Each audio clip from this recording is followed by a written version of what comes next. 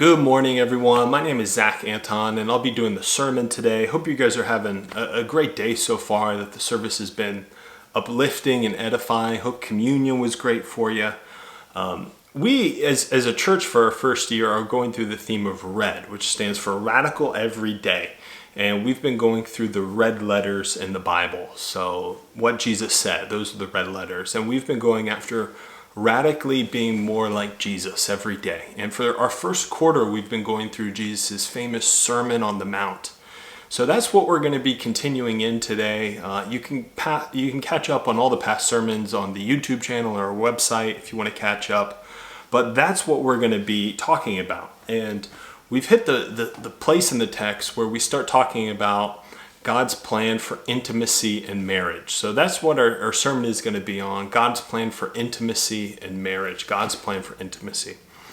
And so that's what we're going to be preaching about. And now I know for some of us, our temptation when we get to this topic, maybe those who've been around church for a long time, or those who maybe church has kind of left a bad taste in their mouth, is it's easy for us to kind of gloss over this topic, especially when it comes to a Christian mentality on it, because so many of us are familiar with it and we're afraid of getting boring answers. But I want to reassure you that there's actually a lot of great stuff here. I was really encouraged as I've been studying this out, and I hope to bring that to today's sermon. So I hope that you guys can kind of muster some attention, really pay attention to this, and we can see what God's plan is for this in our lives. And I think it's going to show that there's a lot of wisdom and a lot of truth to how God lays these things out in humanity. So we're going to be in Matthew 5, and we're going to read verses 27 through 32. So Matthew 5, 27 through 32. It reads, "You have heard that it was said, 'You shall not commit adultery.' But I tell you that anyone who looks at a woman lustfully has already committed adultery with her in his heart. If your right eye causes you to stumble, gouge it out and throw it away, for it is better for you to lose one part of your body than for the whole body to be thrown into hell. And if your right hand causes you to stumble, cut it off and throw it away. It is better for you to lose one part of your body than for the whole body to go into hell. It has been said, anyone who divorces his wife must give her a certificate of divorce. But I tell you that anyone who divorces his wife except for sexual immorality makes her the victim of adultery. And anyone who marries a divorced woman also commits adultery." So there's a lot here in just a few verses, but we're going to break it down and dive in. The first thing I want to say is that Jesus takes this topic very seriously. He doesn't mean literally if something causes you to sin, gouge it out. But what he's talking kind of on a spiritual basis is that if something's going to cause you to sin in this world, it's better to go without it. It's better to kind of go without that rather than if it's going to prevent you from getting into heaven. So I think it's supposed to communicate a seriousness to this. It's not necessarily supposed to be literal, although some people have taken it that way, but it really is supposed to show how serious Jesus takes this topic, okay? So keep that in mind as we dive in. This is something serious to Christ. And he starts off in the first section, 27 through 30, when he talks about adultery. Now keep in mind, he says, it's been said, do not commit adultery. But he says, I'm going to take it to a deeper level. And remember what he says at the beginning of this sermon. Jesus calls us to go deeper, to have righteousness that exceeds that of the Pharisees. He says, I'm not going to get rid of any of the commands of the Old Testament, but I'm going to fulfill them. I'm going to go in deep and help you understand that. And this is what he's trying to get through to us, even in the opening lines of this, is, all right, the command says don't commit adultery, but what's the heart behind adultery? Where does that even come from? And he goes deep and he thinks about it, and Jesus gives us this new command. He says, don't even look at a woman lustfully, because that's where that adultery comes from. That lust in your heart, that's where it comes from. And the people at that time, they were getting so focused on the actions and they were missing the purpose behind those things. But Jesus calls us to the heart of that, which is the lust in people's hearts. And he says, get that out of here. One example of this that sometimes I'll come across is sometimes I'll be discipling or counseling a brother on purity, and the brother will take purity like really seriously. They'll put internet blockers on everything, all of their devices. They'll take the door off the hinges. They'll do a million things. Sorry, I was just making sure no one's at my door there. But they'll do all these things to kind of really make sure that they're on it and that they're being careful. And they'll do all these outward things. So take the door off, devices. But they won't work on their heart. They won't work on, well, where's this lust coming from? Why am I not trusting in God's plan? They won't dive in and do the hard work on their heart. And then sure enough, that'll work for a little bit, but then they'll find a workaround and they'll fall right back into the same patterns. And this is what Jesus kind of sees, and he calls us towards go deep, go to the heart. And I'm not saying that those things are bad, but if you just do one without going to the heart, it won't really solve the problem for us. So that's what Jesus calls us to. Look at the lust in your heart and why. So that's the first thing. He says, all right, this is adultery, and then he moves on to marriage, divorce and marriage. And for us to understand this, we have to understand a bit of the culture behind this. In the Jewish culture, in the Jewish community, marriage was looked at seriously, but it was totally unfavorable, especially towards women. And it was really messed up because they changed some of the rules that said in that day and age, a man could divorce his wife by simply just giving her a certificate of divorce with two other witnesses there. And the reasonings, there weren't even deep reasonings. Like it was okay to write in on that form of divorce why you're divorcing her because you found her displeasing. You don't even have to give specifics. And at that point, because it was a very man-dominated culture, and women were almost viewed as property, which was really discouraging. Once that happens, and you're no longer in a man's household, your life is really ruined. Like you have no opportunity to work or provide for yourself.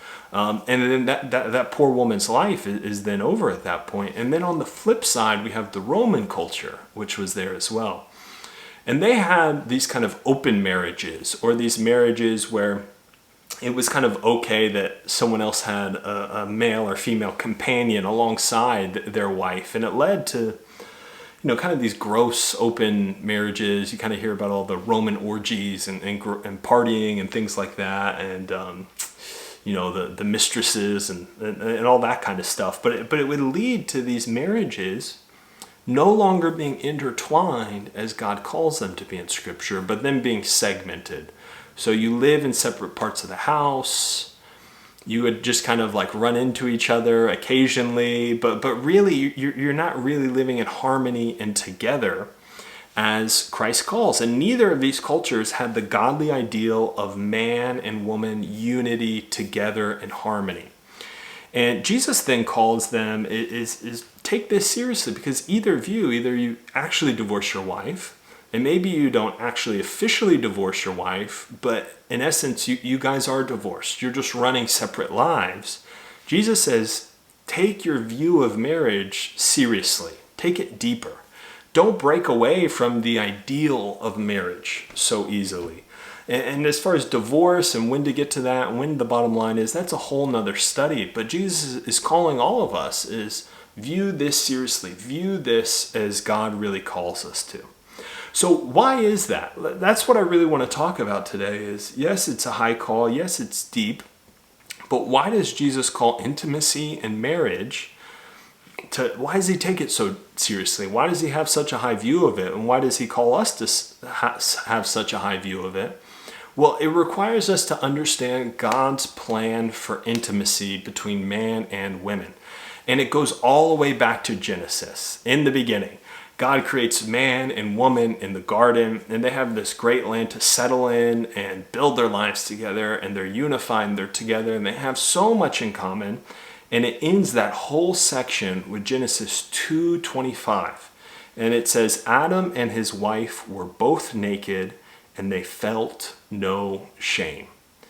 In other words, their relationship was totally unified and connected. There's nothing that was interrupting that connection, and it goes way beyond the physical. It goes way beyond the physical connection. There's a sharing of each other's lives. There's an intimacy. There's nothing getting in the way of that.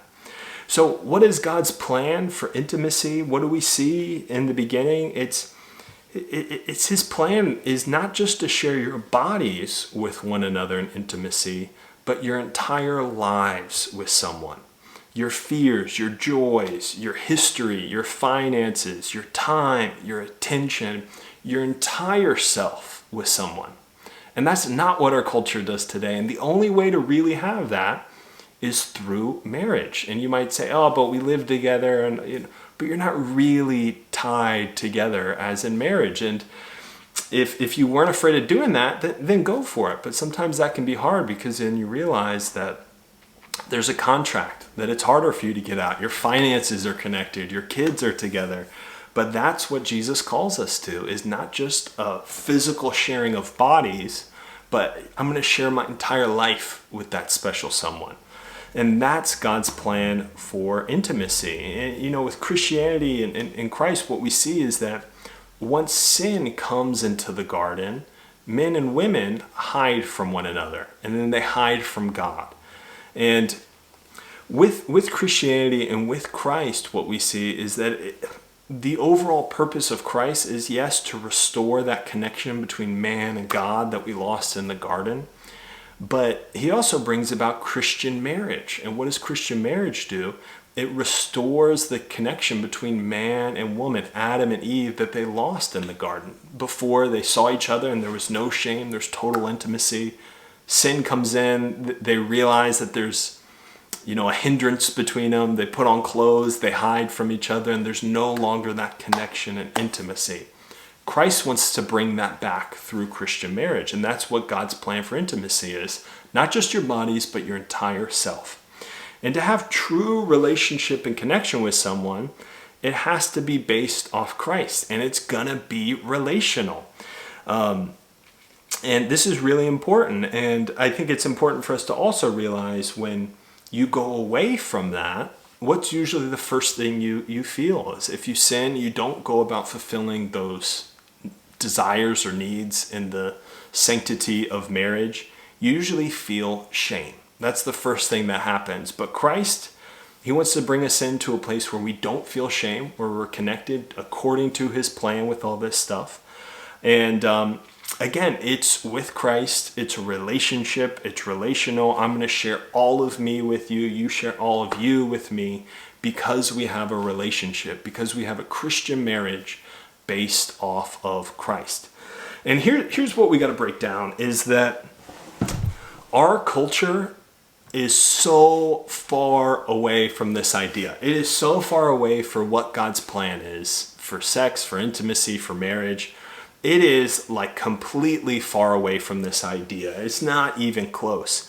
We've turned sex and marriage into a commodity, something for me to consume for myself, something to be used for self-gain rather than a relationship. It is this mentality of, what do I gain from this? What is this person bringing to the table that's going to benefit me in my life, rather than viewing it through the eyes of Christ. An example of this, maybe if you're having trouble understanding what's the difference between a connection with someone that's based off of a relationship or a connection with someone that's just based off of commodity. Let me give you an example. 100 years ago, your interactions with people were probably more relational.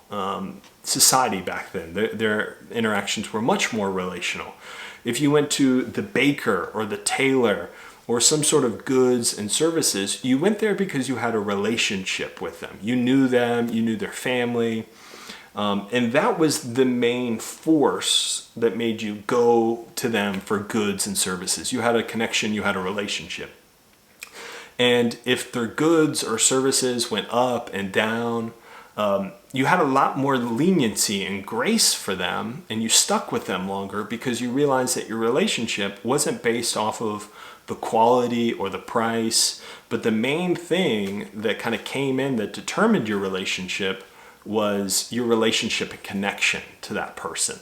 So that's it. That was the main thing that kind of went after it. Is that's why you stuck with them. It wasn't based off of a commodity. It wasn't based on goods and services and prices. It was based off of your relationship. But nowadays, how do we view these things? If the price isn't exactly what I want it, if the quality isn't exactly where I see it, well, goodbye. You know what? Goodbye, baker. There's a Tesco down the street. You're gone. I'm basing this whole thing off commodity, price, numbers. This is the next thing that I'm going towards. And that's sad, and it's a reality of finances, but it's sad when you take that culture and you apply it to something much bigger than just saving money or food. But when you apply that same sort of mentality towards intimacy, like a powerful, powerful thing, and marriage, like one of the biggest forces in human life, when you apply that commodity mentality, it really does ruin it. Some examples of this is, how have we taken intimacy and marriage and turned it into a commodity? I mean, huge one is advertisement. Sex sells, that's a huge one. Even dating, like you have apps like Tinder, and Tinder is totally based off physical appearance. It's, all right, next, you swipe one way if you like them, one way if you don't like them. If you guys both like each other, you get a match and then you can chat. But the whole basis of that is just physical appearance. It's not based off of any sort of relationship. It's almost like you go about it the same way that you would shop for a car. You're like, no, not that one. No, not that one. Oh, that one. Now I'm interested. Now I'll check it out. Another one, which is really sad, is pornography. This is a big one that has invaded our culture. Majority men, but also women can be affected by this, but it is addictive. We are genetically not designed to deal with this. It really does ruin lives and ruin marriages. But we have to understand is that it is totally self-indulgent, totally a commodity, totally what do I get from this? And it totally changes our view of what marriage should be and what a relationship should be and what intimacy should be. It's all about, all right, I want someone who looks this way. They need to look like this and have these measurements and have this hair color and have this complexion. And then you scroll and then you find something that kind of fits that, and then you think, all right, and I want them to do this, and this is the action that I want performed. It's all about self. It's all about self gratification, and it really does ruin and take us away from what God has designed us for. And here's the other thing, is that it leads to shame. It leads to things that God does not want for us. But we got to ask ourselves the question, if that's not it, then what has God designed us for? He calls us to a better way, a great way, an awesome way. And it's to go about not just sharing, a self-indulgent way to get what we want, but it really is relational. It's a connection. I'm going to share myself, my whole self with you. And this is something that we really have to take on board, especially if we're going to look at the Sermon on the Mount and be radical every day. If we're going to be radical every day, that means that we can't think the same way as our culture. We have to think like Christ on this. And Christ calls us not to think of these things like a commodity, but to view it as he would. So I have a few charges for us, okay, to end this sermon off. One is for singles that might be listening, is that instead of thinking in the frame of a commodity when it comes to dating or a partner or anything like that, and we do this all the time. Are they good looking enough? How do they make me feel about myself? Are they Beyonce upgrading me? That sort of mentality. Think through, instead of thinking of it as a commodity, which is not going to lead us anywhere good when you think of a partner in the future. Think of it as this. Think, what kind of person do I want to share my whole self with? What kind of person should I be looking for? What kind of character should they have? What would their walk with God be like? Think through some of those things for yourself. For marrieds, I think don't think through your marriage as a commodity either of, all right, I'm not going to be giving, buy the flowers, clean, take them out on a date, say nice things, take them out of the doghouse until they XYZ. You fill in the blank. Give me what I want. And you're kind of on this standoff of I won't until they. That's a total commodity mentality. And that is not how Christ calls us to kind of go about these things when we go about it. But think through, so many things can become commodities of, my relationship is based off of, shallow things rather than the deeper things. I think the three big ones are, how do they look? Do they provide security and good things in my life? And how do they make me feel? Do they give me the butterflies? Those things can become the commodity. And when those three things drop off, wait a second, where are my goods? Where are my services? I don't deserve this. I'm out all of a sudden. That's not what Christ calls us to. He calls us to a marriage based off of a relationship, relational connection, not commodity connection. So let's think through that. Think through that for ourselves. Think through, all right, who's the kind of person that I want to give my whole self to? If I've committed to giving my whole self to someone, let me not bring in a worldly mindset with that. And for all of us, married, singles, whoever you are, no matter what boat, dating, whatever it is, let's break any sort of negative, sinful habits in our lives that can cause us to think of sex, that can cause us to think of marriage as a commodity for self-indulgence.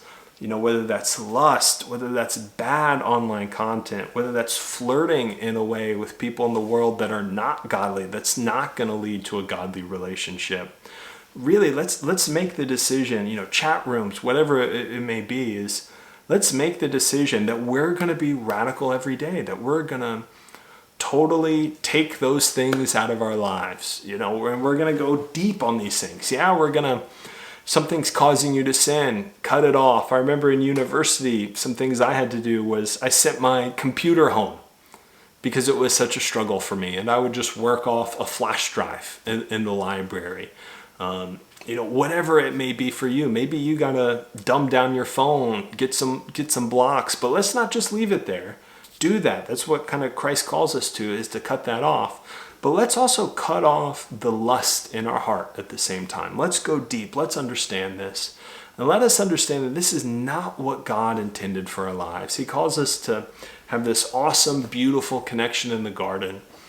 And that's what he wants for all of us. So let's cut those things off. Let's really get rid of those things, anything that makes that into a commodity, into self-indulgence, because it's going to rob us of our future, of a true relationship with Jesus, but also of a true godly marriage or connection in the future. And I want to give us this final charge here is, this is really hard, okay? This is not something that's easy, especially when the world around us is telling us something opposite of this consistently and all the time.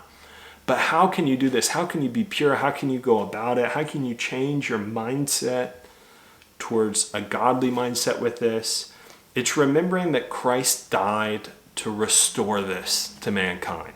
That he died to establish forgiveness and a connection with him, but also to reestablish his plan for man and woman, for intimacy. And that's only possible through Christ. And because of that, he sets a great example, as the scriptures say, is to love your spouse, love one another, give yourselves wholly, as Christ loved and he gave himself wholly for the church.